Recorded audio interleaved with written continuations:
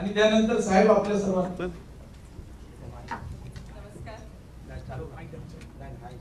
नमस्कार. इथे जमलेल्या सर्व भारतीय जनता पक्षाचे पदाधिकारी, आपले सन्माननीय सर्वांचे लाडके व्यक्तिमत्व, ज्यांच्या विश्वासावर आम्ही आज इथे आयुष्यात एक मोठं पाऊल उचलतोय, तुमचे माझे श्रद्धास्थान आदरणीय देवेंद्र भाऊ. मागच्या 1 वर्षापासून भारतीय जनता पक्षाला वेग तर आहेच वर्षाचा, पण अतिवेगाने जे पुढे नेत आहेत ते आपले प्रदेशाध्यक्ष बावनकुळे साहेब, माझे पालक म्हणायला हरकत नाही कराड साहेब, कारण मी आज इथे उभी आहे तर मागच्या 7-8 वर्षापासून या स्टेजवर बसलेल्या प्रत्येक व्यक्तीने माझ्या परिवाराचं सकारात्मक मन वळवण्याचा प्रयत्न केलेला आहे. त्यामुळं त्यांचेही आभार आहेत. आमचे खासदार शृंगारे साहेब, बसवराज पाटील साहेब उपस्थित, गोविंदांना, आमच्या जिल्ह्यातले राम बलराम, संभाजी भैया आणि अभिमन्यू भैया, अरविंद पाटील निलंगेकर, उपस्थित सर्वच मंडळी, दादा किती वेळा आपलं बोलणं झालं आपल्यालाच माहिती आहे बघ. तर आज एक आयुष्याच्या एका चांगल्या वळणावर मी तुमच्यासमोर उभी आहे. आज दिवस पण अतिशय शुभ आहे, रंगपंचमीचा दिवस आहे. सर्वप्रथम माझ्यातर्फे आणि ते जमलेल्या स्टेजवरच्या प्रत्येकातर्फे आपल्या सर्वांना रंगपंचमीच्या शुभेच्छा. मी आज विशेष आभार मानणारे आपले पंतप्रधान आदरणीय मोदी साहेबांचं, आदरणीय अमित शाह साहेबांचं, आपले अध्यक्ष जे आहेत नड्डा साहेबांचं, त्याच्यानंतर बावनकुळे साहेब आणि सर्वात not last but not the list the most Devendra Fadnavis भाऊंचं. मी गेले 20 वर्ष सामाजिक क्षेत्रात काम करते.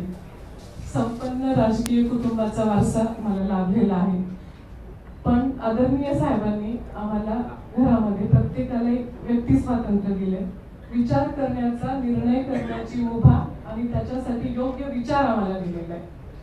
हा निर्णय घेत असताना साहेबांनी आम्हाला प्रत्येकाला मागच्या 30 वर्षात आम्हाला जेव्हापासून समजतं तटस्थपणे एखादी गोष्ट चूक आहे का बरोबर आहे याची पडताळणी करा.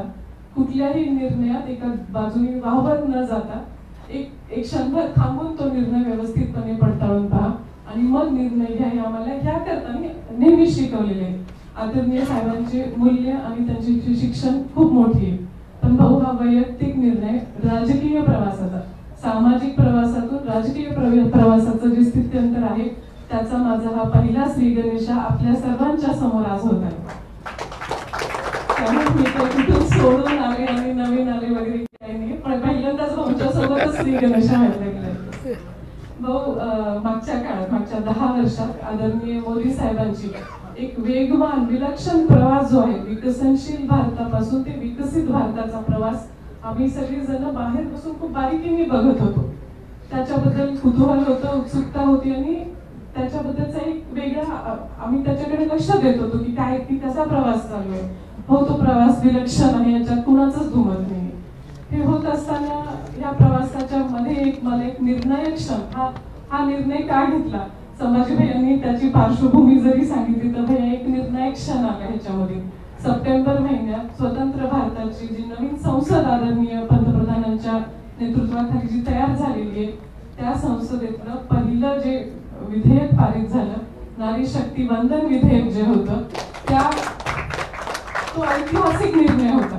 50% महिलांना राज्य चालवण्यासाठी, कायदा बनवण्यासाठी, तिथे वेगवेगळ्या भागात शासन करण्यासाठी 33% रिप्रेझेंटेशन देणं, म्हणजे हे एक अतिशय धाडसी आणि निर्णायक पाऊल होतं.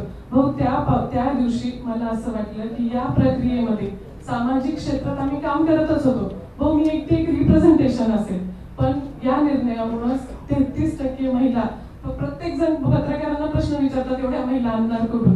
भाऊ, तुम्हाला कदाचित 50% जागा द्याव्या लागतात, कारण महिला भरपूर अवेलेबल आहेत, सामाजिक क्षेत्रात काम करतात. राजकीय क्षेत्रात काम करण्याची थोडीशी भीती वाटते, पण आरक्षणामुळे काय होईल तर त्यांना ती संधी मिळेल. मोदी साहेबांनी वेगवेगळ्या महिलांना जात, धर्म, प्रांत या कुठल्याही याच्या वर जाऊन कुठंतरी उगीच मोठ्या लोकांना छोट्या चर्चेत अडकवून ठेवून त्यांची उंची कमी करण्याचा प्रयत्न करतात. पण मोठी लोक तोंडाने बोलत नसतात, त्यांच्या ऍक्शन मधून दिसतात. आणि मोदी साहेबांनी महिला आरक्षण बिल पारित करून त्यांच्या ऍक्शननी दाखवून दिलं की 50% महिला ह्या त्यांच्यासाठी अतिशय महत्वाच्या. माझा वैयक्तिक प्रवास भाऊ थोडासा मी मागच्या 30 वर्षात साहेबांसोबत काम करत असताना अनेक कर्तृत्ववान महिला म्हणजे त्या बीजेपी मध्ये असू द्या, काँग्रेसमध्ये असू द्या, वेगवेगळ्या दिल्लीमध्ये राहिल्यामुळे देशातल्या सुषमा स्वराज असतील किंवा सोनिया गांधी असतील, प्रत्येकाला जमून बघता आलं, मला त्यांना अनुभवता आलं. त्यांचा विशेष प्रभाव हा माझ्या या निर्णयामध्ये नक्कीच आहे. भाऊ, काम करत असताना आपल्या सर्वांचं मार्गदर्शन आणि महत्वाचं म्हणजे तुमचं पालकत्व माझ्या पाठीशी असावं. जे काम दिलं हो, मी सचोटीने प्रामाणिकपणे मला कामच करता येतं. मी अगदी फूट सोल्जर आहे, ग्राउंडला काम करते. इथे लातूरची जेवढी मंडळी त्यांना माहिती की फोन SMS कधीही मी त्यांच्यासाठी तयार असते. तर ते करत असताना हो, हा जेव्हा मी निर्णय घेतलाय तर तुम्ही जी जबाबदारी द्याल ती माझ्या कॅपॅसिटीनी 100% पार पाडण्याचा प्रयत्न करेन, हेच मी आश्वासन देते. आणि येणाऱ्या निवडणुकीत भारतीय जनता पक्षाला घवघवीत यश मिळणारच आहे. त्याच्यासाठी माझ्यातर्फे इथे जमलेल्या प्रत्येकातर्फे भाऊंच्या नेतृत्वाखाली, बावनकुळे साहेबांच्या नेतृत्वाखाली महाराष्ट्रात जेवढ्या मॅक्झिमम सीट्स येण्याची आपल्याला अपेक्षा हो, त्यापेक्षा थोडे अधिक यावेत अशी ईश्वरचरणी प्रार्थना करून आपली रजा घेते. जय महाराष्ट्र.